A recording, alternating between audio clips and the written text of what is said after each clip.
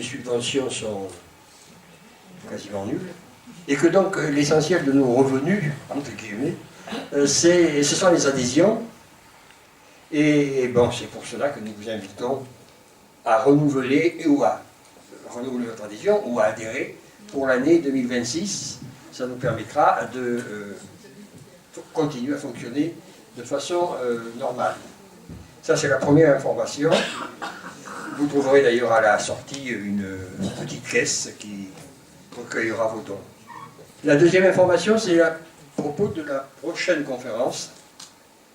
Elle concerne la laïcité, c'est toujours le thème, mais Yvan Guignou, qui devait la réaliser, est malade et ne peut pas se déplacer. Donc il a été remplacé par quelqu'un que l'on connaît très bien ici et qui est un membre d'honneur de l'association. C'est Henri Peña-Ruiz qui va présenter son exposé avec le titre « Pourquoi la laïcité ?» Et je crois qu'il nous a envoyé le plan de son intervention et que c'est vraiment, comme on dit familièrement, ça vaut le coup. Voilà. Et le débat qui suivra, certainement aussi. Voilà, ce sont les deux informations avant... La date. Mais c'est le 11 février, le 11 décembre, monsieur. Elle est sur le petit dépliant, là. Donc voilà, maintenant nous en venons à la soirée. Victor Fersting est quelqu'un qui s'occupe beaucoup dans l'action de l'association qui œuvre autour de... Ce soir il est là pour ça, sur la jeunesse et le rôle de l'IA, des réseaux sociaux dont on entend beaucoup parler, sur la jeunesse et les enfants. Il fait suite à une conférence que nous avons eue de Lucie Sassatelli, que vous avez peut-être suivie, et qui nous a présenté sur le plan théorique, entre guillemets, l'intelligence artificielle, avec ses limites, avec ses possibilités, etc. Et ce soir, je crois que c'est le deuxième volet de cette présentation de ce thème dont on parle beaucoup en ce moment, parce que Victor Fersting, il est sur le terrain. Il s'occupe d'une des associations dont il s'occupe, c'est Levons les yeux. Lève les yeux. Lève les yeux, c'est tout un programme par rapport aux gens qui marchent comme ça, sans regarder, et qui traversent la route. Donc il va nous parler de ça, de son travail, et je crois qu'on peut lui souhaiter bon courage pour la suite. Merci.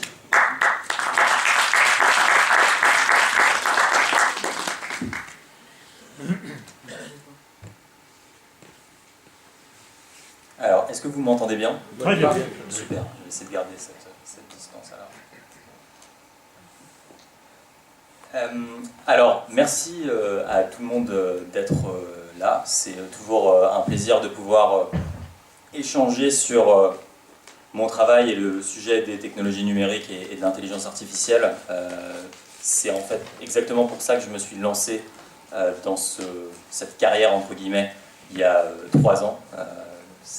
C'est justement pour essayer de vulgariser un maximum les enjeux qui sont liés aux technologies numériques. Et j'ai toujours eu du coup un intérêt particulier pour l'effet de ces technologies numériques sur les enfants. Et donc c'est pour ça que j'ai rejoint l'association Lève les yeux.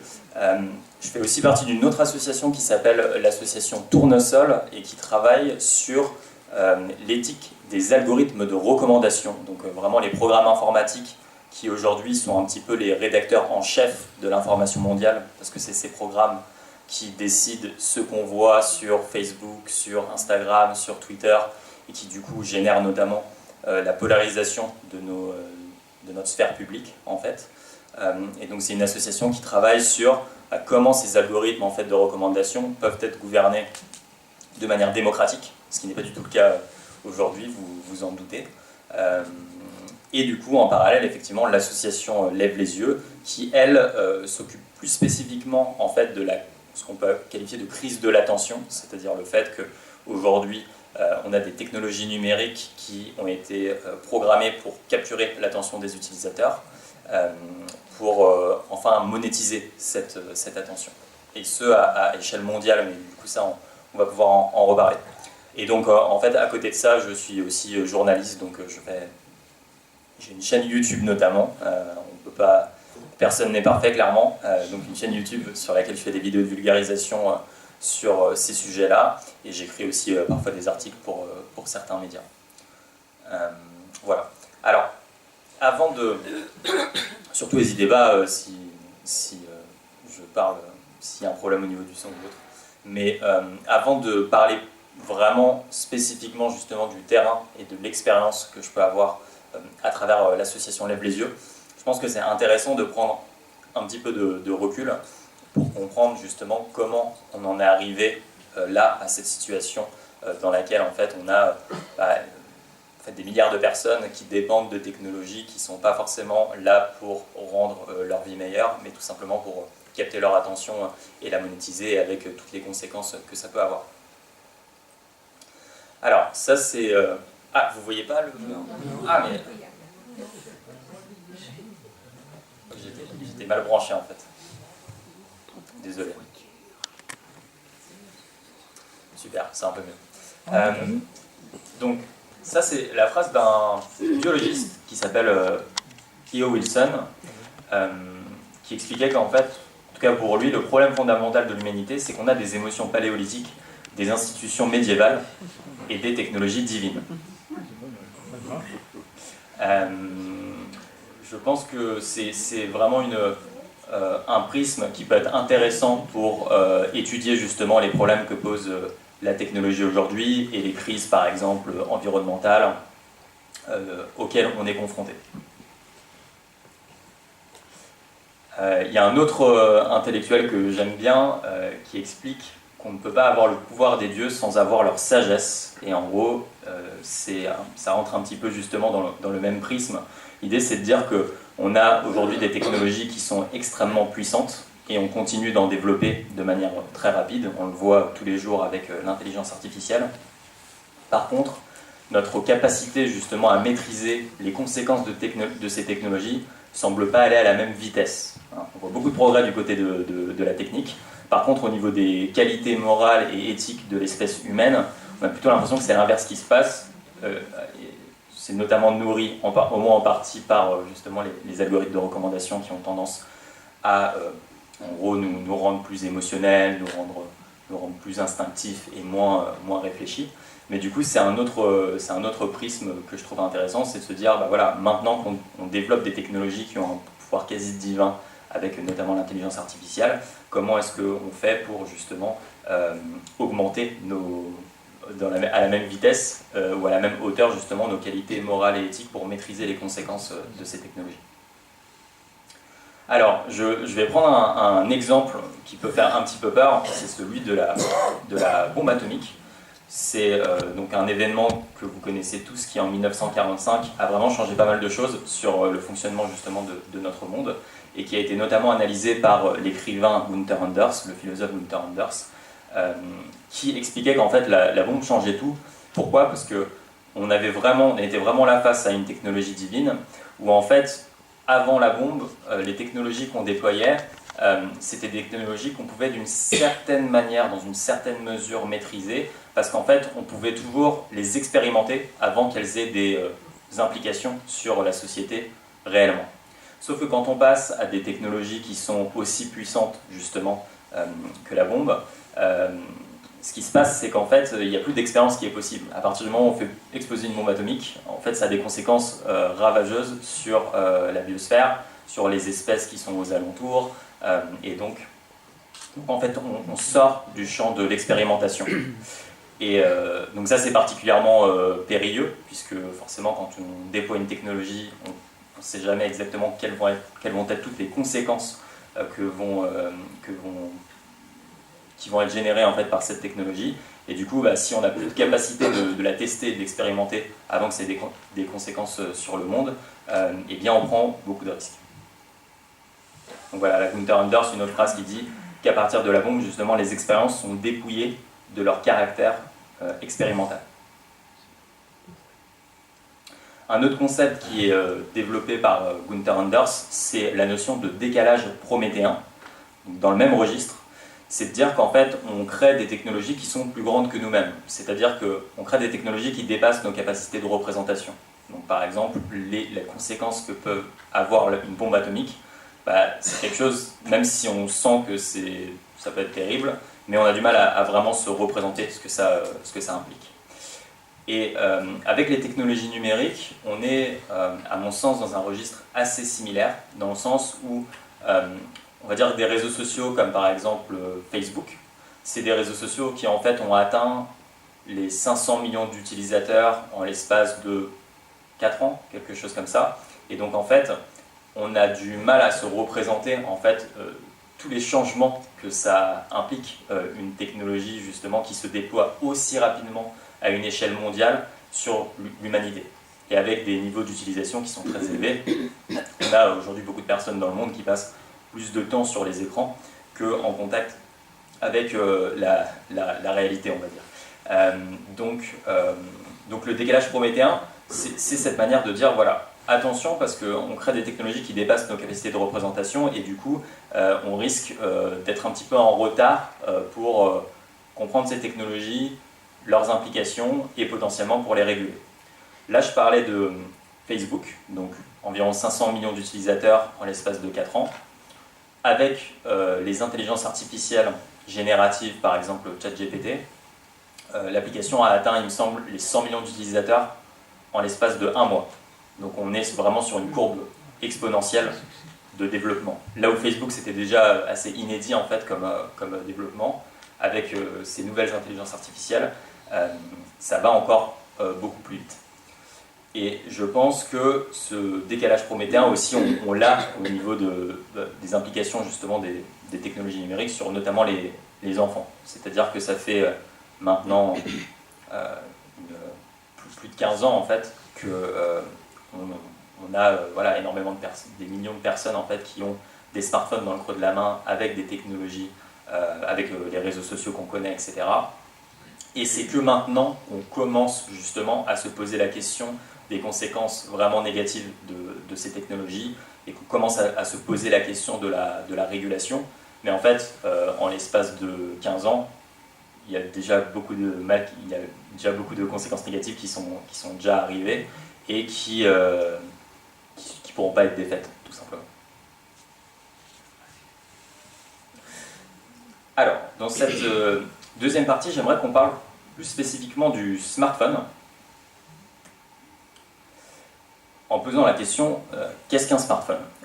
Donc il y a une différence qui est assez notable entre une technologie comme la télévision et une technologie comme le smartphone.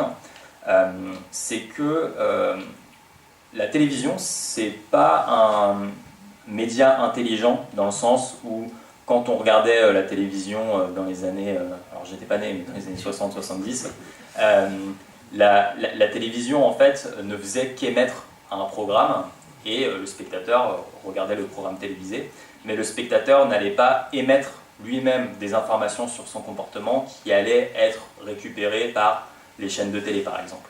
Un patron de chaîne de télé pouvait peut-être voir justement si son programme était vu dans telle région en France et avoir un petit peu les parts d'audience, mais il n'y avait pas réellement d'informations personnalisées que le patron de chaîne télé en fait, pouvait récupérer justement sur les utilisateurs. Ce qui faisait que la télévision n'était pas personnalisée comme un téléphone portable. D'ailleurs, il y a des personnes qui expliquent qu'en fait, même si la télévision, de par son caractère divertissant, ça pouvait d'une certaine manière affaiblir la démocratie dans certains pays parce que du coup, les gens se transforment plus en consommateurs qu'en citoyens actifs. Néanmoins, la télévision permettait d'avoir une réalité partagée en fait, entre les citoyens, parce qu'il y avait quelques chaînes de télévision, donc les gens regardaient plus ou moins la même chose, et ça faisait qu'on pouvait se parler. Avec le smartphone et les technologies qui sont beaucoup plus individuelles, du coup, cette réalité partagée, elle n'existe quasiment plus. En fait, je peux avoir une perception du monde complètement différente de mon voisin, parce que l'algorithme de mon fil d'actualité Facebook, il me donne des informations qui sont différentes. Voilà. Et donc du coup, de par aussi ce côté intelligent du smartphone, qui va du coup récupérer des données sur notre comportement constamment, pour derrière personnaliser notre expérience numérique, bah forcément l'effet, on va dire, addictif est potentiellement beaucoup plus puissant qu'avec la télévision. Surtout qu'avec le smartphone, du coup, c'est quelque chose qui va se transporter constamment. Donc la télévision, c'est confiné à un espace. On ne peut pas sortir avec la télévision justement dans la rue. Avec le smartphone, c'est le cas. Un autre point qui me semble important, c'est en fait de se demander c'est quoi un petit peu la philosophie sous-jacente derrière le smartphone.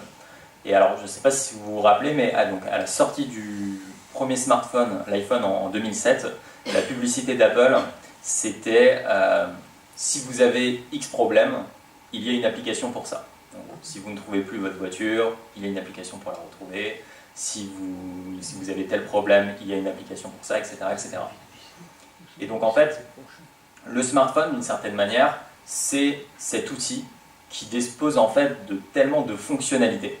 C'est-à-dire qu'on peut avoir des applications pour nous aider dans à peu près n'importe quelle tâche du quotidien, qu'en fait le smartphone, il finit par devenir un monde en soi, en fait. C'est-à-dire que via le smartphone, on peut commander à manger de chez soi, on peut arrêter du coup on n'a plus à sortir de chez soi, on peut lire le journal, on peut lire un livre, on peut écouter la radio, on peut regarder un film, on peut jouer. Donc le jeu libre, par exemple, des enfants qui avaient tendance à se passer dans le monde extérieur, bah, il peut tout à fait maintenant se passer dans le confort douillet de la chambre. Et donc on a toutes ces fonctionnalités qui vont être concentrées justement dans un appareil. Et donc forcément se pose la question de si en fait on crée un monde virtuel qui est plus attrayant pour X raisons que le monde réel, est-ce que du coup les gens ne vont pas se désinvestir du monde réel et du coup rester scotchés dans un monde virtuel? Et c'est ce qu'on voit de plus en plus, malheureusement. Du coup ça a tout un tas forcément de conséquences, aussi parce que, donc notamment sur les enfants on en reviendra, mais forcément notre biologie fait qu'on est programmé par des millions d'années d'évolution pour interagir avec le monde réel tangible. Et si en un claquement de doigts, on change ces habitudes-là, et maintenant les gens ils passent leur vie justement sur leur portable, forcément ça va avoir assez logiquement ça va avoir des conséquences négatives. Aussi un point qui me semble important, c'est de dire que en fait le smartphone c'est pas juste un rectangle métallique qu'on a dans le creux de la main, c'est aussi toutes les applications qui vont avec. C'est-à-dire que vraiment, il y a certaines applications qui ont vraiment été développées spécifiquement pour le smartphone. Et donc, si je prends un exemple, l'application Instagram, qui a plus d'1 milliard d'utilisateurs, qui est cette application de partage de photos, c'est une application qui a été conçue spécifiquement pour le smartphone. Donc quand je parle de smartphone, je ne vais pas parler juste de ce rectangle métallique, mais aussi de la constellation d'applications en fait, qui sont enregistrées là-dessus, parce que les deux vont de pair. Okay. Le fait qu'on soit sur notre smartphone vient à la fois du fait que c'est un objet qui a une interface très facile, très confortable et qui fait qu'on va beaucoup l'utiliser, et aussi du coup que y a des gens qui ont développé des applications qui sont addictives, qui sont attrayantes et qui font qu'on va passer beaucoup de temps dessus.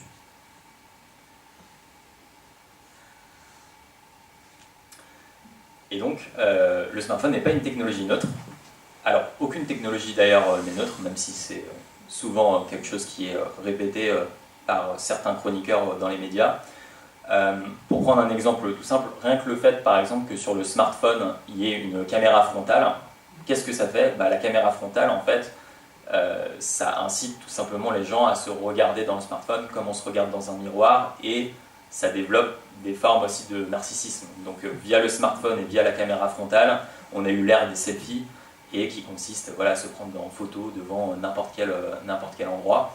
Et aujourd'hui justement, le narcissisme gonfle, pas qu'à cause de la caméra frontale, mais aussi à cause de l'association entre la caméra frontale et le fait qu'il y ait des gens qui se soient dit on va développer Instagram, et maintenant en fait la vie sociale elle va se passer en ligne, et ce qu'on va faire maintenant dans notre vie sociale, c'est qu'on va essayer d'optimiser le nombre de likes qu'on reçoit pour nos photos de vacances, parce que ça nous procure des shoots de dopamine. Donc en fait, le smartphone, d'une certaine manière, il est habité par tout un tas de technologies qui ne sont pas en fait ne sont pas alignés en fait avec les intérêts humains, et encore moins les intérêts des enfants. Mais du coup, pour résumer très rapidement, si je prends une application comme Twitter, bon, maintenant c'est X, Twitter se fait de l'argent en maximisant l'engagement des utilisateurs. Plus un utilisateur passe de temps sur Twitter, plus l'utilisateur va regarder de publicité, plus le chiffre d'affaires de Twitter va augmenter. Donc d'un côté, on a Twitter qui essaie de maximiser l'engagement des utilisateurs, et de l'autre côté, les utilisateurs qui sont des êtres humains, qui ont 24 heures dans une journée, qui ont d'autres choses à faire en fait que d'être sur Twitter, surtout pour voir justement des messages qui ne sont pas excessivement inspirants, mais qui malgré tout, puisqu'ils se sont faits d'une certaine manière hacker leur psychologie, vont justement dépenser plus de temps que voulu sur Twitter. D'ailleurs, à ce sujet, le cofondateur de Facebook, Shane Parker, avait dit dans une conférence en 2017, il n'est plus chez Facebook, mais il avait dit explicitement que quand ils ont créé Facebook avec Mark Zuckerberg et autres, ils cherchaient réellement justement des manières de hacker la psychologie humaine. Et donc ils disaient qu'ils étaient conscients de faire ça, mais qu'ils l'ont fait quand même. Donc c'est même plus, on va dire, des théories, c'est vraiment les fondateurs justement de ces applications qui étaient bien conscients justement du fait qu'ils avaient des technologies qui n'étaient pas forcément alignées sur l'intérêt de leurs utilisateurs. Alors, pour parler un petit peu des conséquences de ce modèle, ce business model où on maximise l'engagement des utilisateurs, où en gros on capture l'attention des utilisateurs pour la monétiser. Alors je ne vais pas toutes les faire parce qu'il y en a énormément, vous en doutez. Alors, déjà parler d'extractivisme cognitif.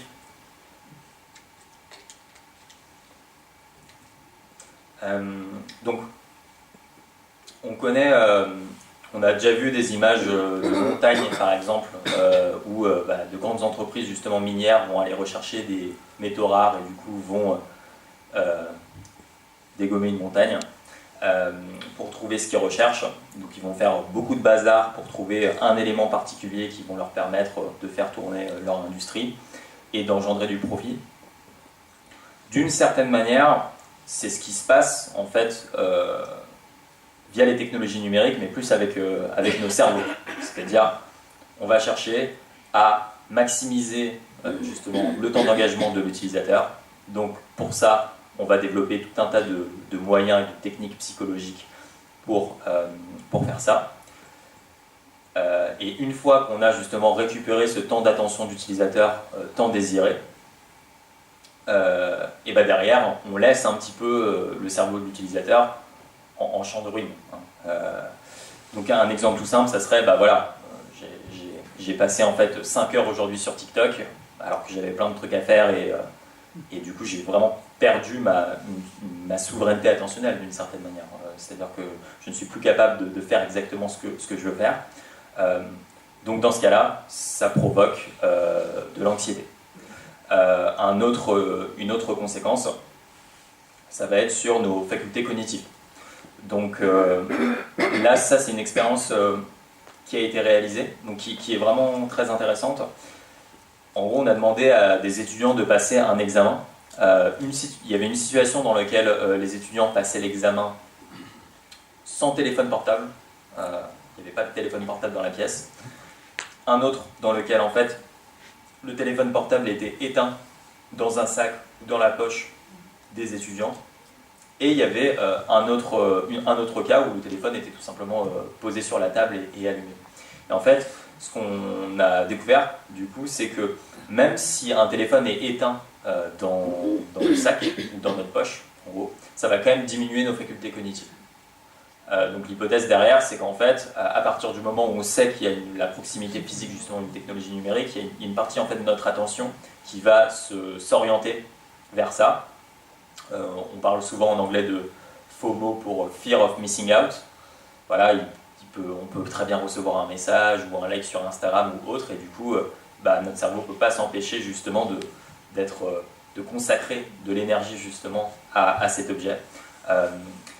Et donc, je trouve que c'est intéressant de voir que une technologie qu'on a lancée comme tellement révolutionnaire comme le smartphone il y a quasiment 20 ans, sa seule présence physique en fait dégrade en fait nos facultés cognitives.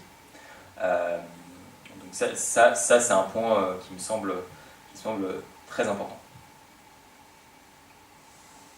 Alors au niveau par exemple de la santé mentale, donc ça on remarque en gros depuis le début des années 2010, les problèmes de santé mentale, que ce soit en Europe, que ce soit aux États-Unis, que ce soit même en Australie, dans les pays scandinaves, les problèmes de santé mentale ont augmenté de manière drastique, notamment pour les jeunes filles et un peu moins pour les garçons. D'ailleurs, une des hypothèses qui est formulée pour cette différence, c'est le fait que les jeunes filles en fait sont plus vulnérables quand elles sont adolescentes aux images par exemple sur Instagram qui renvoient souvent à l'estime de soi. Donc si on est sur une jeune fille et on est sur Instagram et on voit toute la journée des photos de top modèles retouchés, et ben on va pas pouvoir faire autrement que justement de se comparer, même inconsciemment, et donc ça va dégrader notre estime de soi. Une autre hypothèse aussi, c'est que la conflictualité chez les garçons, elle se passe plus de manière physique dans le monde réel, et par contre la conflictualité chez les filles, elle va plus se passer justement avec se dérouler à travers des mots, à travers des rumeurs, ce genre de choses, et du coup c'est un terrain beaucoup plus propice justement de diffusion beaucoup plus propice sur les réseaux sociaux, où typiquement le harcèlement autrefois qui pouvait se dérouler uniquement à l'école, maintenant il va suivre aussi les adolescents quand ils rentrent chez eux, par exemple dans leur chambre, etc., parce que la vie sociale continue sur les réseaux sociaux. J'ajoute également que, vous en aviez peut-être entendu parler, mais il y a une affaire qui est sortie en 2021 qui s'appelle les Facebook Files, qui sont des documents internes qui ont été publiés en fait par une ex-employée de Facebook, et qui montrent en fait que Facebook sait très bien que, par exemple, ces algorithmes ont tendance à polariser l'opinion publique, puisqu'ils maximisent l'engagement, et pour maximiser l'engagement, ils vont plus nous proposer des contenus qui sont clivants, qui nous font réagir émotionnellement, parce que c'est ça qui nous maintient sur la plateforme. Et parmi ces révélations-là, il y a aussi des propres études de Facebook sur les adolescentes britanniques qui montrent que, par exemple, Instagram, donc qui appartient à Facebook, c'est l'entreprise Meta, Instagram dégrade justement la santé mentale de nombreuses jeunes filles britanniques. Donc ça vient encore une fois des propres recherches de Facebook. Alors, un autre point du coup qui me semble important par rapport à la solitude, donc là aussi c'est intéressant de voir le paradoxe. Facebook, c'est une entreprise qui est née sur la promesse de créer un monde plus ouvert et plus connecté. Et pendant que Facebook s'est diffusé à toute vitesse dans la société, les niveaux de solitude ont eu tendance à augmenter en fait. Et donc on a de plus en plus de jeunes filles et de garçons qui disent se sentir seuls. On parle d'épidémie de solitude. L'ex-administrateur de la santé publique aux États-Unis, il en a fait même son cheval de bataille. Dire que voilà, l'épidémie de solitude, ça causait des ravages, tout en mentionnant justement le rôle des réseaux sociaux là-dedans. Il explique également qu'en fait, le fait de se sentir seul, d'éprouver de la solitude, ça a des conséquences sur la santé qui sont équivalentes à fumer 15 cigarettes par jour, en termes de stress, en termes d'anxiété, etc.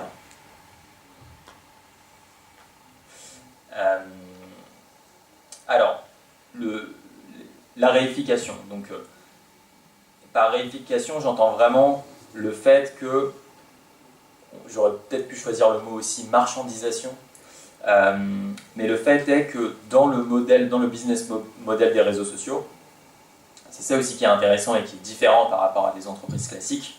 Par exemple, si je vais à la boulangerie, je suis un client, et le boulanger représente justement l'entreprise. Du coup, la transaction est simple, je vais acheter une baguette de pain et tout va bien. Avec les réseaux sociaux, on est plus dans une relation triangulaire, où en fait, les véritables clients, ce sont les entreprises. Donc je suis Coca-Cola, je veux vendre des bouteilles de Coca, je vais demander justement à Facebook de proposer ma pub Coca à des utilisateurs ciblés, qui ont montré un intérêt par exemple pour les sodas à travers leurs interactions sur la plateforme. Et du coup, dedans, les utilisateurs sont véritablement en fait le produit dans cette équation. C'est-à-dire que par rapport à la télé, Patrick Lelay disait en 2004, il me semble, que le rôle de TF1, c'était de vendre du temps de cerveau disponible à Coca-Cola. Eh bien, avec les réseaux sociaux, on est toujours dans une logique similaire, mais avec des outils bien plus puissants, parce que, encore une fois, un utilisateur de réseau social va laisser énormément de données à la plateforme, qui va derrière pouvoir justement bien comprendre ses centres d'intérêt. Donc une étude en 2015 montrait qu'en fait il suffisait d'interagir, de laisser 300 likes sur Facebook. Donc en fait on interagit 300 fois avec du contenu sur Facebook pour qu'on puisse créer justement un algorithme qui connaisse mieux nos centres d'intérêt que celui de notre conjoint ou de notre conjointe, en gros. Donc il suffit en fait de très peu d'interactions pour qu'une machine en fait puisse mieux anticiper nos centres d'intérêt. Donc que notre conjoint, et donc évidemment à un certain stade même que nous-mêmes. Hein. On va se voir proposer des contenus qu'on va adorer, mais qu'on n'aurait pas pu nous justement anticiper, on n'aurait pas pu anticiper les aimer.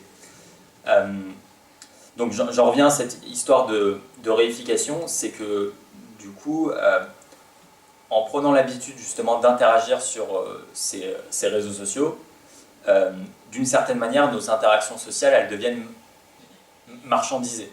Pas par de l'argent directement, mais notamment par exemple par la quête de likes, qui est une forme d'accumulation de capital en fait. On n'accumule pas de l'argent directement, mais on accumule du capital social, parce que sur Instagram, par exemple, on va recevoir des likes, on va recevoir des commentaires, etc. Et l'effet qu'on observe chez beaucoup de personnes, on peut l'observer directement dans la rue, on l'observe particulièrement bien avec, par exemple, les influenceurs, c'est que du coup, on va commencer justement à voir un petit peu la réalité comme une matière première qu'on peut capturer via des photos, via des vidéos, et qui vont venir nourrir, en fait, nos réseaux sociaux. D'accord ?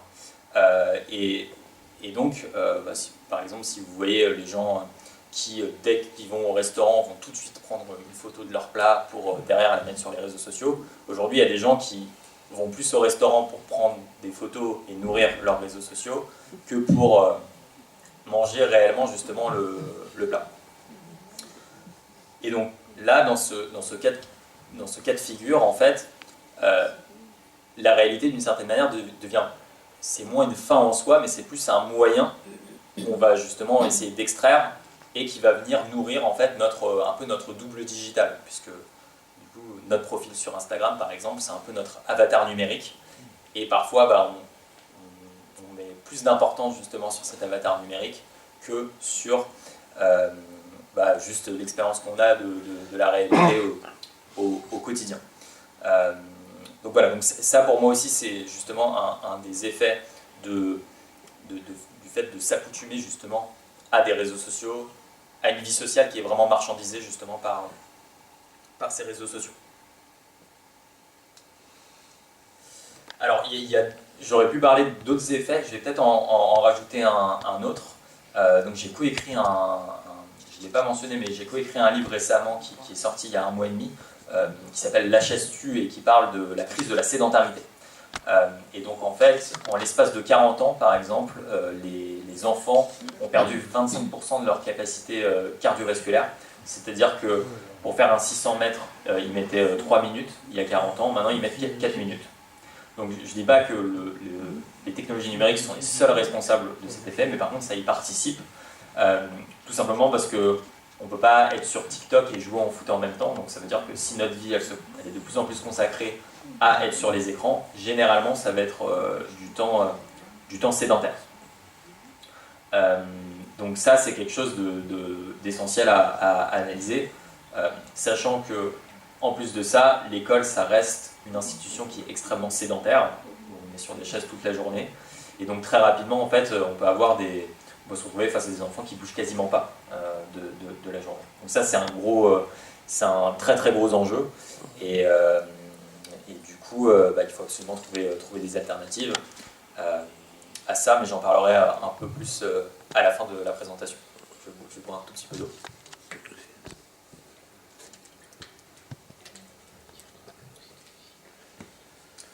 Alors, donc, dans cette partie, j'aimerais repasser sur partager quelques témoignages d'enfants que j'ai pu récolter à travers mes interventions Lève les yeux.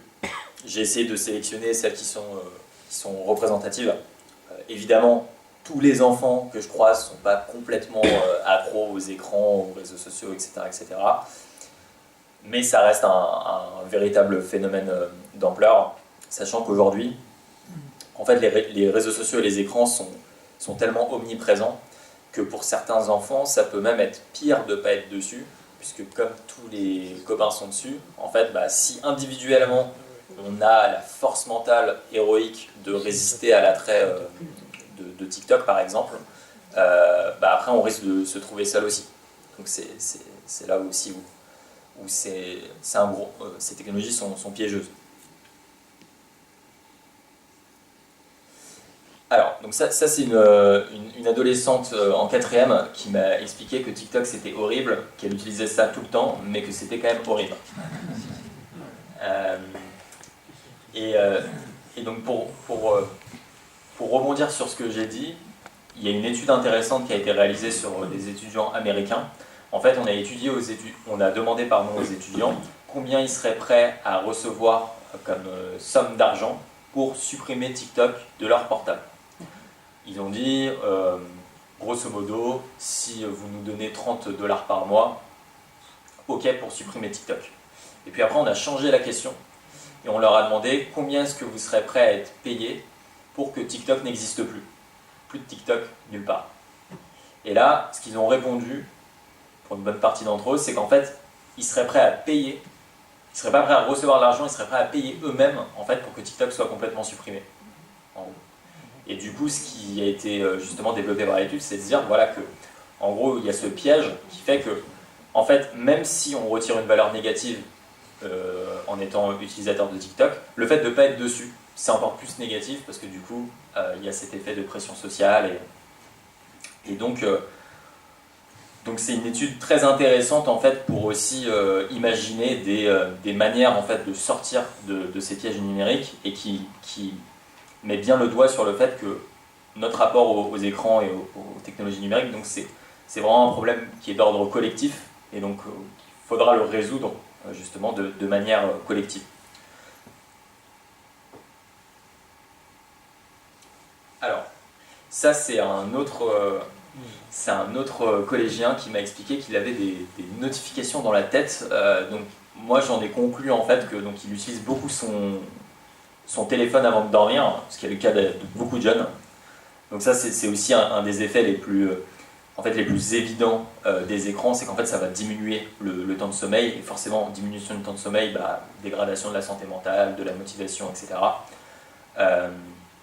Le PDG de Netflix lui-même avait dit en 2017 que le principal concurrent de Netflix c'était le sommeil, puisque les gens ont 24 heures dans une journée, et du coup ce temps de sommeil, ça empêche justement Netflix d'être visionné tout au long de la journée, et du coup que d'une certaine manière le rôle de Netflix c'était d'aller piocher dans ce temps de sommeil pour maximiser le visionnage de la plateforme. Et donc j'ai des notifications dans la tête aussi, ça montre à quel point en fait le contenu qu'on peut voir sur les écrans, ça peut vraiment s'infiltrer en fait dans notre tête et on a du mal derrière justement à s'en détacher. Les notifications, à la base, c'est vraiment ce qu'on appelle un déclencheur externe, donc c'est quelque chose qui vient de l'extérieur, ça ne vient pas de nous, ça bip, et puis ça va nous interrompre dans une tâche et on va regarder notre portable. Mais en fait, les notifications du coup, à force de notifications, on finit en fait par intégrer ça de manière interne. puis en fait, on est tellement habitué à avoir des notifications, si on n'a plus notre portable sur nous, et bah comme on est habitué à avoir des notifications, on va à un moment donné, genre, une notification va vraiment s'allumer dans notre tête sans qu'il y ait besoin de déclencheurs externes. Donc voilà, le contenu qu'on voit sur Internet, si c'est répété, etc., ça a vraiment ça s'infiltre vraiment dans notre tête. Alors, un autre point, c'est les contenus choquants qui sont extrêmement, qui sont omniprésents sur les réseaux sociaux. Donc Telegram, qui est une application justement de messagerie particulièrement connue pour le fait qu'il y a des vidéos de tout genre qui sont extrêmement choquantes, qui peuvent circuler dessus, et du coup qui sont visionnées par énormément de mineurs, que ce soit intentionnellement ou non.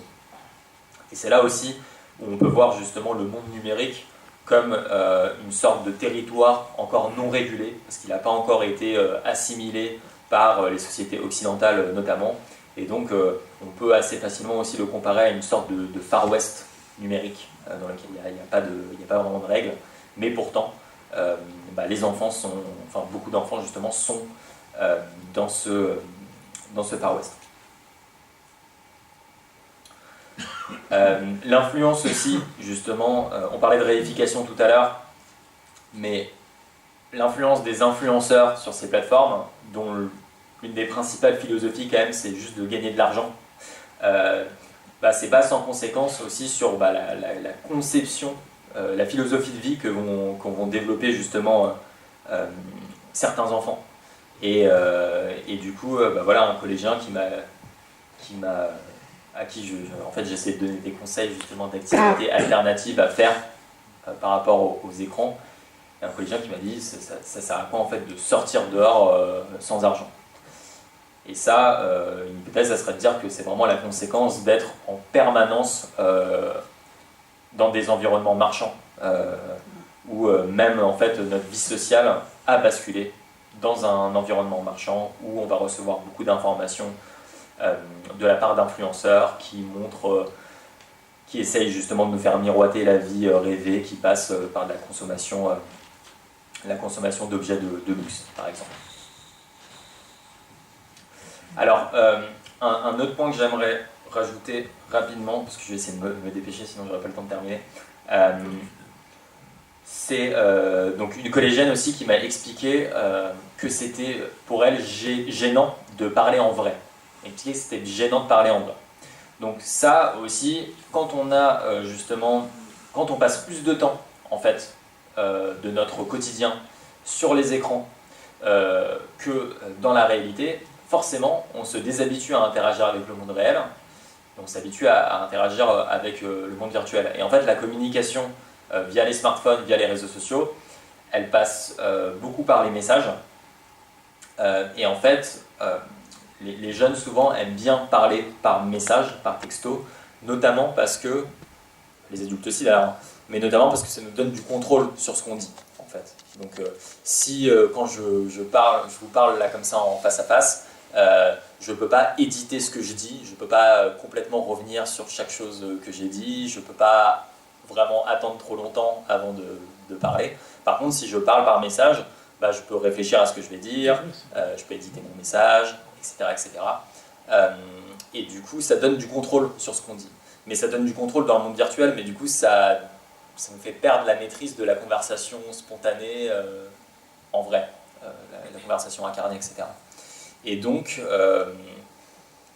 voilà, ça ne va pas nous aider à développer vraiment la communication physique et incarnée. Et donc voilà, c'est cette collégienne qui me disait que pour elle, c'était gênant de parler en vrai.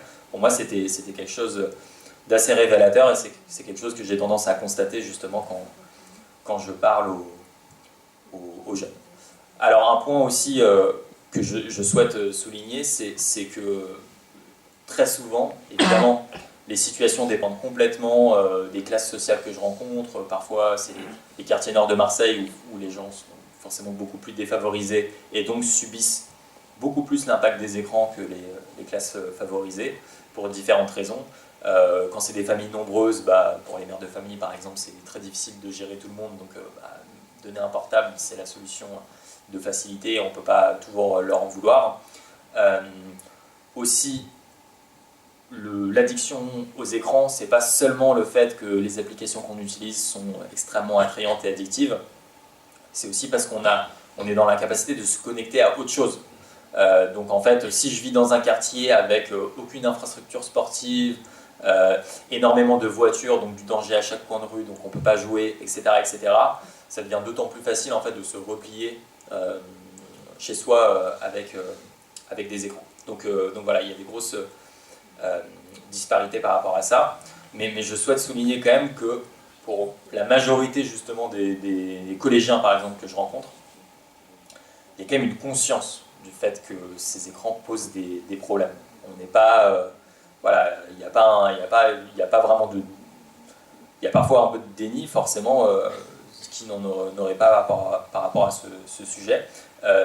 Mais généralement, il y a une conscience, justement, de ces problèmes. Il y a aussi vraiment une observation assez fine du fait que les adultes rencontrent ces mêmes problèmes. D'ailleurs, très souvent, le problème vient des adultes, en fait. Donc, les jeunes qui disent, moi, mes frères et sœurs sont sur leurs écrans, donc j'ai plus trop d'opportunités pour jouer, donc je vais aller sur les écrans. Ou alors, papa ou maman sont sur les écrans, du coup, moi aussi, je vais dessus. Donc voilà, souvent, on fait une distinction très nette entre enfants et adultes là-dessus. J'ai tendance à observer qu'elle n'est pas si nette que ça, cette délimitation.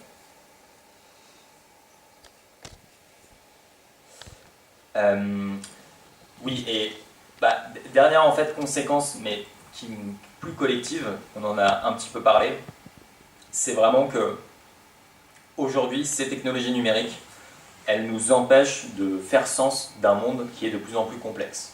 Le monde a tendance à être de plus en plus complexe, on est face à une société mondialisée où tout est interconnecté, et donc c'est difficile d'analyser toutes les conséquences justement de ce système. Et donc, mais on a besoin du coup de technologies qui peuvent nous aider à faire sens justement de cette société de plus en plus complexe. Actuellement, ces technologies-là font vraiment l'inverse, c'est-à-dire qu'elles détruisent justement la réalité partagée qui nous permettent derrière de prendre des décisions éclairées. Elles créent une abondance informationnelle qui fait qu'il y a trop d'informations et presque ça nous paralyse. On sait pas. Moi, je le remarque sur moi-même, par exemple, j'ai de plus en plus de mal à terminer un livre. À chaque fois que je commence un livre, ça crée un coût d'opportunité très important parce que je pense, même inconsciemment, à l'infinité d'autres livres ou de vidéos ou de séries, etc., qui peuvent exister autour. Et du coup, ça a un coût cognitif. Je ne parle pas de la diffusion des fake news, des bots, etc. Mais du coup, voilà, ça c'est un point qui me semble également important. Et par contre, ce qui peut être positif, c'est que les mêmes technologies ultra sophistiquées qui dégradent notre capacité à faire sens du monde, si on prend les choses en main, en fait, on peut les retourner pour nous aider cette fois-ci à faire sens du monde. Et donc, il y a de véritables opportunités, par exemple, avec l'intelligence artificielle, pour nous aider à faire sens du monde.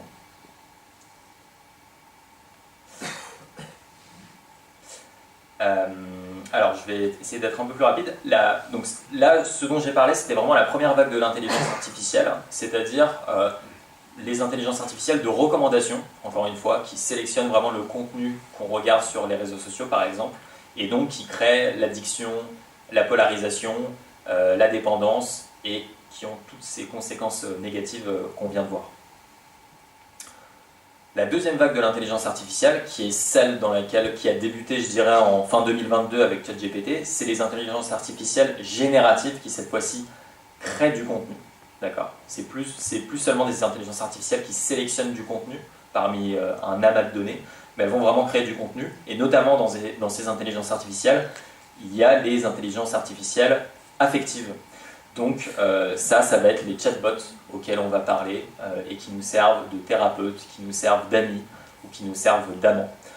Et donc ça, c'est déjà des technologies qui sont utilisées par des dizaines de millions de personnes dans le monde et qui notamment répondent d'une certaine manière à l'épidémie de solitude qui ont été en partie causées par les premières. D'ailleurs, les concepteurs de ces IA affectives, expliquent que pour eux, c'est vraiment génial justement de créer toutes ces IA parce que ça va régler le problème de la solitude. Ce que ça risque de faire, évidemment, c'est de l'accentuer en nous rendant complètement dépendants de machines qui, en plus, encore une fois, ne sont pas là exactement pour nous rendre la vie meilleure, mais plus pour accumuler des données et faire de l'argent. Donc ça, aussi, en termes de régulation, c'est un nouveau défi qui va se poser. Et la question, ça va être aussi, est-ce qu'on va être capable, à un moment donné, d'interdire certaines technologies? Parce qu'aujourd'hui, il y a un débat centré sur est-ce qu'on éduque aux technologies ou est-ce qu'on interdit? Alors, je n'ai pas la science infuse sur le sujet. Néanmoins, à mon sens, on atteint des technologies qui sont d'un tel degré de sophistication, en fait, que quand bien même on éduque des gens, ça ne servira à rien. De la même manière que ce n'est pas parce que je vous ai décrit toutes les conséquences négatives des écrans que vous allez tous réussir à vous séparer de votre téléphone ou de maîtriser les effets négatifs. De la même manière que moi, je ne maîtrise pas moi-même tous les effets négatifs des écrans et j'ai aussi des formes de dépendance. Donc, ça c'est une vraie question qui va se poser.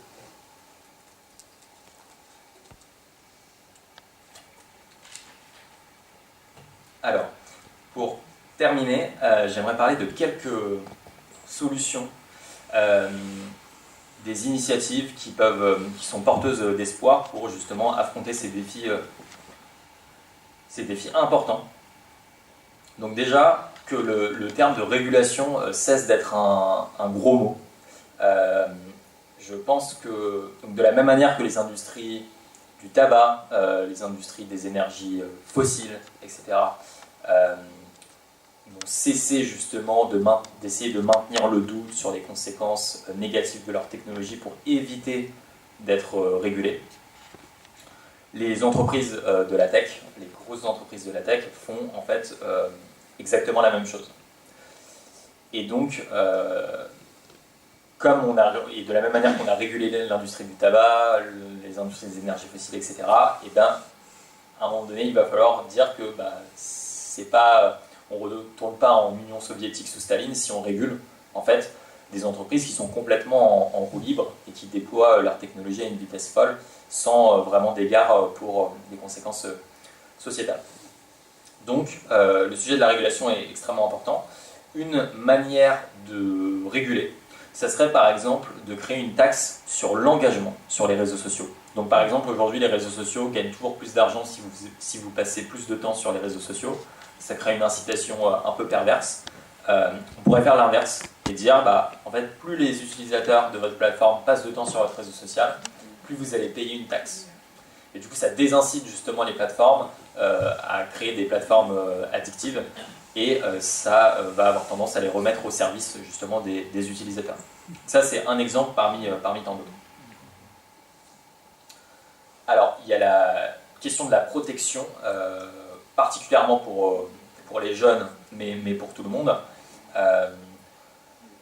Donc c'est là où c'est difficile, c'est que en fait, on a besoin de régulation pour gérer ces technologies, mais quand la régulation elle se fait autant attendre, même si en tant que citoyen on peut essayer de mettre un peu de pression sur nos représentants politiques, on ne peut pas tout faire, mais du coup, en parallèle, l'idée c'est aussi de se protéger. Donc par exemple pour les enfants, de plus en plus de personnes préconisent le fait par exemple, d'interdire l'accès du smartphone jusqu'à 15 ans, par exemple.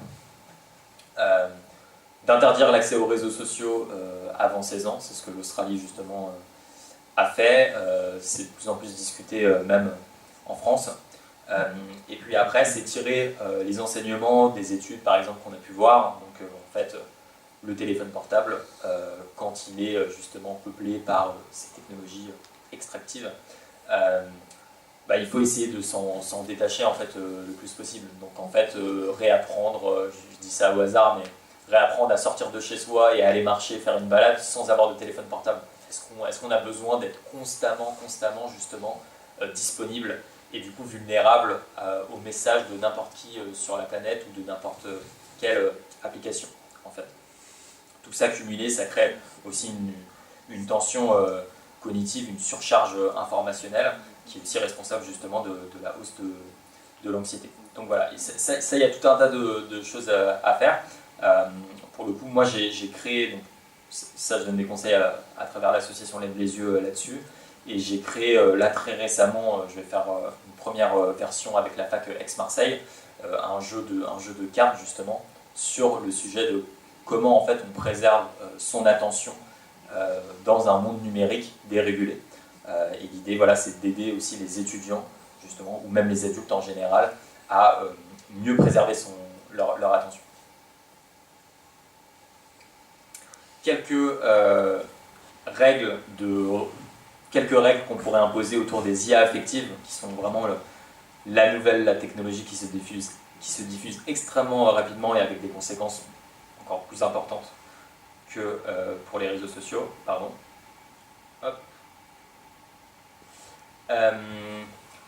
Certaines règles en fait, qui pourraient être mises en place, c'est déjà faire en sorte que ces IA ne soient pas anthropomorphiques, donc c'est-à-dire qu'elles ne se fassent pas passer en fait pour des êtres humains. Donc par exemple, quand on pose une question à ChatGPT, le pronom je est utilisé. Le pronom je qui nous laisse tout de suite penser que la machine à laquelle on parle a une subjectivité et du coup derrière on ne peut pas s'empêcher de lui attribuer par exemple une conscience ou autre. J'ai parlé avec par exemple un jeune Allemand qui était tombé fou amoureux de son chatbot et qui était persuadé que le chatbot avait une conscience. Donc maintenant se pose en fait il y a vraiment des questions philosophiques très importantes qui se posent par rapport à ça parce que de plus en plus de personnes sont convaincues de par le design de ces technologies, que ces machines justement ont une conscience, et donc se pose la question de est-ce qu'on donne des droits juridiques à ces intelligences artificielles. Du coup, si on commence à accorder plus d'attention aux machines qu'aux êtres humains, parce que les êtres humains sont faillibles, sont pas toujours gentils, pas toujours empathiques, ils dorment. Les machines, elles ne dorment jamais, elles peuvent être infiniment gentilles et bienveillantes, etc. Donc on va commencer peut-être à avoir des arbitrages de cette manière qui vont se poser. Donc ça pourrait être une règle. Évidemment, ça ne va pas forcément dans le sens du business model de ces entreprises, puisque une machine anthropomorphique, du coup, c'est une machine qui crée de l'engagement, beaucoup plus. On est plus attiré par ça, du coup, on laisse plus de données, et ça va dans le sens des entreprises. Voilà, donc ça c'est un exemple, il y en aurait d'autres. Le fait que ça soit aussi oraculaire, dans le sens où c'est des machines qui ont réponse à tout. Donc forcément, se pose la question, même au niveau de l'éducation, comment on fait pour, des professeurs en fait ne savent plus vraiment quel est le sens de leur travail, parce que ils ont des enfants qui leur disent en fait pourquoi j'apprendrai de vous alors que ces machines justement savent tout sur tout. Et donc là on pourrait limiter justement ces outils en faisant en sorte qu'elles ne puissent pas nous répondre sur chaque sujet et éviter justement des projections un peu étranges sur ces machines. Alors, des algorithmes démocratiques, donc ça c'est un des sujets sur lesquels on travaille dans l'association Tournesol, dont je fais partie. Et ce qu'on essaie de faire par exemple, c'est de construire des algorithmes qui donc si vous allez par exemple sur YouTube, les vidéos qui vont vous être proposées, c'est des vidéos, encore une fois, qui maximisent l'engagement des utilisateurs. Et en fait, sur Tournesol, ce qu'on essaie de créer, c'est un des algorithmes qui, au lieu de proposer les vidéos qui génèrent le plus d'engagement, c'est de proposer les vidéos qui, en fait, sont le plus, on va dire, sont les plus intéressantes pour les utilisateurs. Et comment on sait quelles sont les vidéos les plus intéressantes? Ce qu'on fait, c'est qu'on demande aux utilisateurs en fait, d'attribuer un score aux vidéos sur différents critères. Par exemple, est-ce que la vidéo est pédagogique? Est-ce qu'elle est résistante au retour critique? C'est-à-dire, est-ce que par exemple, elle est plutôt consensuelle ou non? Et donc en fait, au lieu de demander aux gens en fait, d'évaluer la partie instinctive des gens, donc est-ce que la vidéo elle engage, est-ce qu'on clique dessus de manière instinctive, on va s'adresser à la partie plus réfléchie en fait, du cerveau, où les gens vraiment prennent le temps justement d'évaluer la vidéo sur des critères bien précis. Donc ça c'est un des exemples justement de projets qui essayent de proposer des alternatives aux algorithmes émotionnels et qui maximisent l'engagement. Alors ça, je tire l'exemple d'un livre que j'ai beaucoup apprécié d'un philosophe de l'éducation américain qui parle des pop-up classroom. Son message, c'est de dire aujourd'hui, les technologies ne sont pas au service de l'être humain, mais c'est les êtres humains qui sont plutôt au service des technologies. Par contre, on pourrait faire autrement. Et typiquement, l'intelligence artificielle, elle pourrait servir justement à décloisonner l'éducation des murs des écoles. C'est-à-dire qu'aujourd'hui, le savoir se transmet dans un peu comment dire, dans les écoles, entre quatre murs, et c'est aussi un peu paradoxal parce que du coup, les choses qu'on apprend sur le monde, ça se déroule à l'écart du monde, dans les écoles, sur des chaises, pas en mouvement. Or, l'éducation, c'est un processus qui est bien plus ancien que les écoles, et l'éducation, elle s'est toujours déroulée en dehors des écoles. Et donc, en fait, une manière de faire, ce serait de décloisonner vraiment l'éducation des écoles. Et par exemple, on pourrait utiliser l'IA pour en fait, centraliser tout en fait, tous les centres d'intérêt, par exemple, des enfants, ce qu'ils veulent apprendre, quel sujet, etc. Et l'intelligence artificielle pourrait être aussi utilisée pour centraliser toutes les compétences de tous les professeurs qui peuvent exister dans une ville, par exemple. Et les professeurs, ce ne seraient pas forcément des professeurs spécialisés, ça pourrait être une maman qui fait bien la cuisine, un papa qui fait bien la cuisine, une maman qui joue de la guitare, etc. etc. Et donc, en fait, ici, l'intelligence artificielle, ce qu'elle pourrait faire, c'est emmagasiner tout un tas de données sur les centres d'intérêt des enfants et sur les compétences des adultes, et donc du coup en fait mettre en relation les enfants et les adultes pour un cours spécifique justement, et pas forcément à l'école, dans n'importe quelle partie de la vie. Ça rejoint un petit peu le travail d'Ivan Illich, le philosophe qui avait écrit le livre Une société sans école il y a quelques décennies, et l'intelligence artificielle en fait ici pourrait vraiment faciliter plus les connexions humaines. Elle ne serait pas là pour remplacer les humains, mais plus pour mettre les humains en lien. Un autre exemple aussi dont on parle beaucoup dans le livre sur la sédentarité, c'est en fait, de remettre en fait, les enfants au contact avec la nature. Donc on parlait de l'addiction tout à l'heure. Il y a un écrivain britannique qui disait que l'opposé de l'addiction, c'était pas la sobriété, mais l'opposé de l'addiction, c'était la connexion. Et donc en fait, si on crée des environnements de vie qui sont de moins en moins intéressants pour les enfants, les écrans sont d'autant plus attirants. Mais si on commence à mettre aussi les enfants au contact justement d'environnements qui sont plus stimulants, comme par exemple dans des forêts, dans des lieux naturels, etc., ils vont avoir moins tendance derrière à penser à TikTok, etc., etc. Et donc ça, le mouvement des Forest Schools, c'est quelque chose qui se développe un petit peu en France, mais dans plein d'autres pays dans le monde, et qui va vraiment générer une autre forme d'éducation qui n'est pas du coup sédentaire à l'écart du monde, mais qui se fait en mouvement et qui se fait en interagissant avec le monde réel. Donc ça c'est aussi un exemple que je trouve intéressant. Voilà, j'espère que je n'ai pas trop dépassé, un petit peu peut-être. Oui, pour terminer, si du coup ça vous intéresse, donc ça c'est le livre à gauche, c'est le livre dont je vous parlais sur la sédentarité, dans lequel je raconte aussi beaucoup mon expérience avec Lève les yeux et les liens des écrans avec la sédentarité. Le nom de la chaîne YouTube qui s'appelle La Fabrique Sociale, et derrière justement l'atelier de sensibilisation dont je vous parlais, qui porte sur la crise de l'attention et les solutions justement pour se préserver. Ce que je n'ai pas inclus sur la diapositive, c'est les logos des associations Lève les yeux et Tournesol, mais si jamais ça vous intéresse, je pourrais évidemment vous partager les liens ou autres. Voilà, merci beaucoup pour votre attention.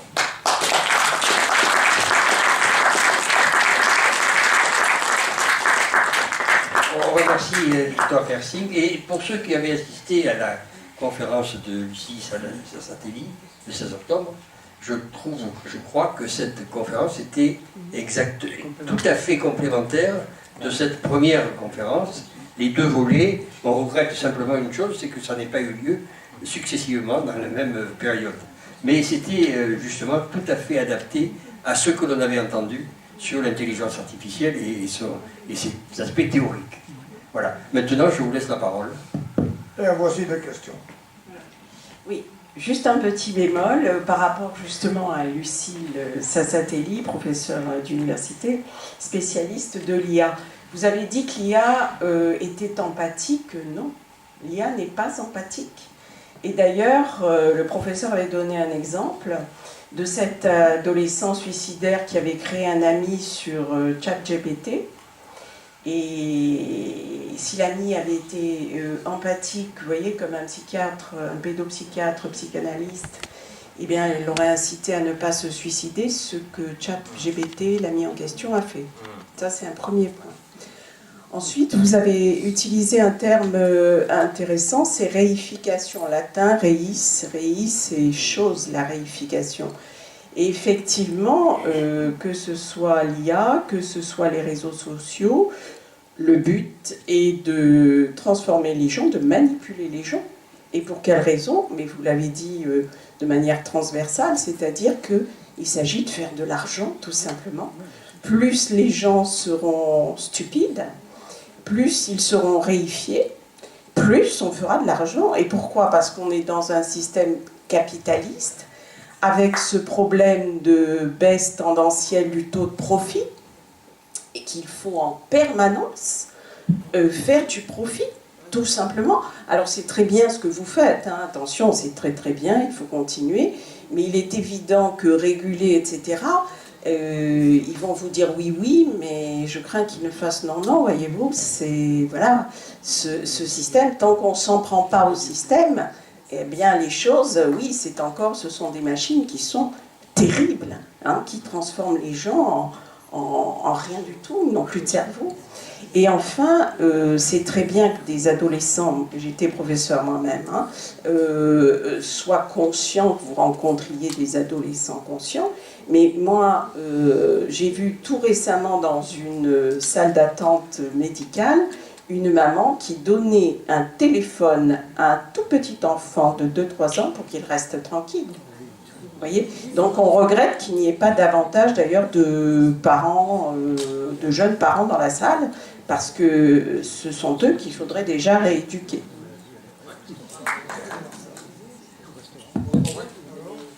Très rapide.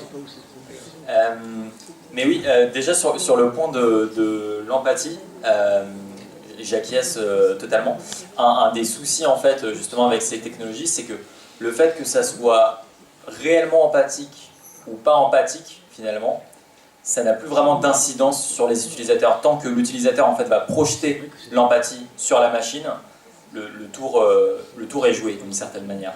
Il y a cette notion de stimulus supernormal. En fait, c'est des stimulus ou stimuli qui sont souvent artificiels, générés par l'être humain et qui en fait provoquent des réponses exagérées des organismes vivants. Donc, par exemple, en Australie, il y a une espèce de scarabée qui a failli disparaître parce qu'en fait, les Australiens dans le désert, ils roulaient en camion et ils jetaient une bouteille de bière dans le désert.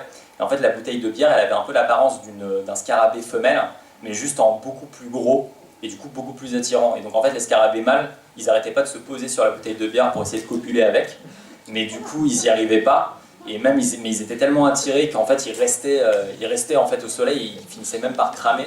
Et du coup, en fait, ça a failli en fait éteindre cette espèce de scarabée. Ils ont dû changer le design des bouteilles de bière pour sauver justement l'espèce. Et en fait, donc ça, cette bouteille de bière, c'est un stimuli super normal. Mais en fait, ça fonctionne aussi avec les êtres humains. Et d'une certaine manière, on pourrait dire que les IA, par exemple, affectives, sont des stimuli hyper normaux. C'est des stimuli artificiels qui génèrent des réponses exagérées chez des organismes. Et en fait, du coup, l'être humain, comme les autres mammifères, on est ultra vulnérable justement aux simulations, tout simplement.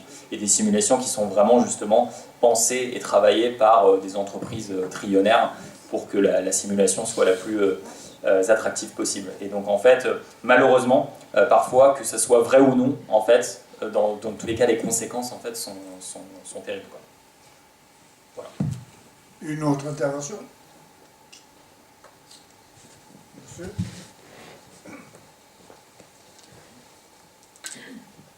C'est juste un petit commentaire, parce qu'il y a quelques années, j'ai lu une interview avec une petite fille de 3-4 ans, et on lui a demandé qu'est-ce que vous voulez souhaiter au Père Noël. Ah oui, qu'ils viennent casser le smartphone de ma mère. Je ne sais pas, ça ne fait pas partie de vos solutions, mais peut-être que pendant les fêtes, on pourrait passer quelques moments sans smartphone. Ce serait une bonne démarche, je pense. Je suis bien d'accord, et d'ailleurs, donc je fais partie d'une autre association qui s'appelle Off, et en fait en février on organise le Off February, et donc en fait l'idée c'est pendant un mois, le défi central c'est de supprimer les réseaux sociaux en fait de son téléphone, et donc c'est un peu un défi collectif, et du coup on contacte, que ce soit en France ou dans d'autres pays, on contacte des librairies, des cafés, des bars, etc. pour créer des partenariats, et pour qu'ils participent et qu'ils disent à leurs clients de moins utiliser leur téléphone pendant le mois de février. Donc c'est ce genre de solution aussi qu'on peut essayer de mettre en place, même si évidemment c'est pas suffisant.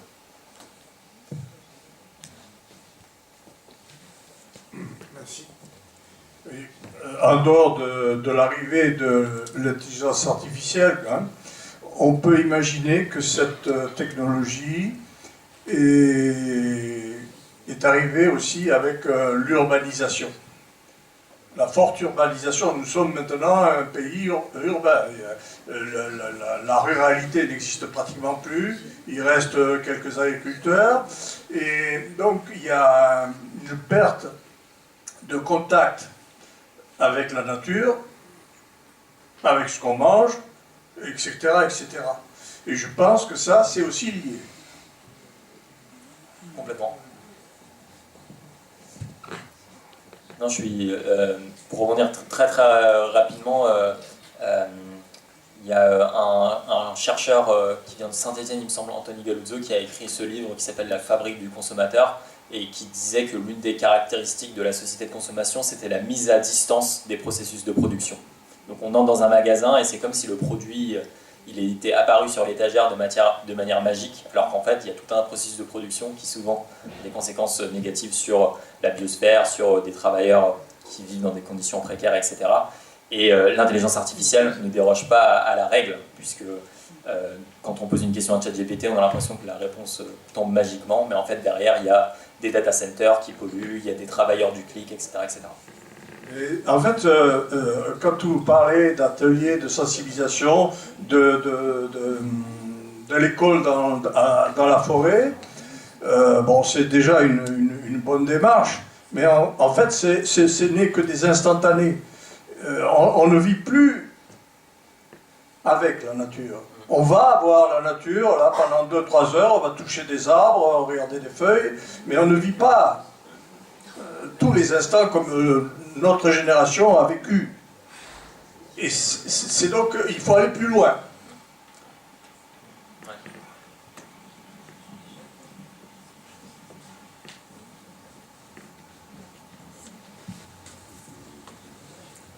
Depuis Freud, on sait bien que l'inconscient est la folle du logis. Et que vous avez beau vouloir invoquer la raison est de plus en plus vulnérable, tellement le poids des instances et des personnes est fort pour abattre la raison qui subsiste en vous. À tel point qu'une commune que je ne nommerai pas a fait l'apologie, il n'y a pas longtemps, de la croyance. Le festival de la croyance, une semaine pour influencer la population, on va dire, croyez donc, c'est ça le bonheur, ou c'est ça le salut. Et par conséquent, même quand on prétend parler de laïcité et qu'on dit la liberté de conscience, ça fait appel à la conscience, ça veut dire que l'inconscience n'est pas à la merci de l'inconscient. Malheureusement, nous sommes tellement manipulés. Et l'émergence d'un nouveau métier comme influenceur, ils sont tous à abattre, ces gens-là. Et malheureusement, ils sont glorifiés par les médias. Il y en a une foule maintenant, ils s'abattent sur nous comme les petits oiseaux qui s'abattent sur nous maintenant, qui vont remplacer les avions de chasse. Merci. Y a-t-il d'autres interventions? Ouais. Alors, peut-être que certains d'entre vous l'ont lu, mais il y a un théoricien des médias américains qui s'appelle Neil Postman, qui est un peu un élève de Marshall McLuhan. Et il a écrit un livre justement sur les effets de la télévision qui s'appelle Se distraire à en mourir. Et dedans, il fait un peu l'opposition entre le monde projeté par Orwell avec 1984 et le monde projeté par Aldous Huxley avec Le meilleur des mondes. Et en fait, ce qu'il explique, c'est que on a probablement sous-estimé l'appétit infini de l'homme pour les distractions. Et qu'en fait, c'est le monde plus d'Huxley dans lequel en fait, on n'a pas besoin d'état totalitaire ou de surveillance pour que les gens soient aliénés. Les gens vont s'aliéner eux-mêmes en leur distribuant justement du divertissement à foison, etc., etc. Et voilà, ça rejoint un peu les influenceurs, ou même le fait, quand on est sur les réseaux sociaux, le fait que, en fait, on n'est pas du tout dans une relation gratuite, évidemment, avec les réseaux sociaux. En fait, en étant sur les réseaux sociaux, on émet des données qui font que les algorithmes nous rendent un peu plus dépendants. Et du coup, on travaille un peu nous-mêmes à notre propre aliénation, d'une certaine manière. Et donc voilà.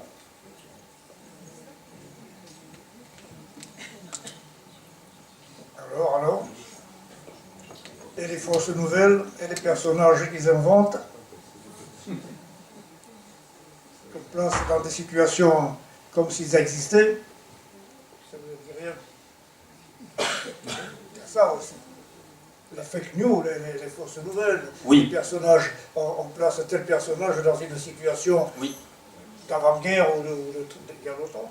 Et tout à fait. On modifie la réalité. Tout à fait. Et en fait, même donc, le concept de fake news, c'est souvent le concept dominant. On se dit que la désinformation, c'est l'ennemi principal en fait pour justement faire des bons choix en tant que citoyen. Il y a un autre concept qui vaut le coup d'être mis en avant, c'est le concept de mute news, donc vraiment les informations muettes en fait. Et donc ça rejoint encore cette abondance informationnelle et le divertissement à foison.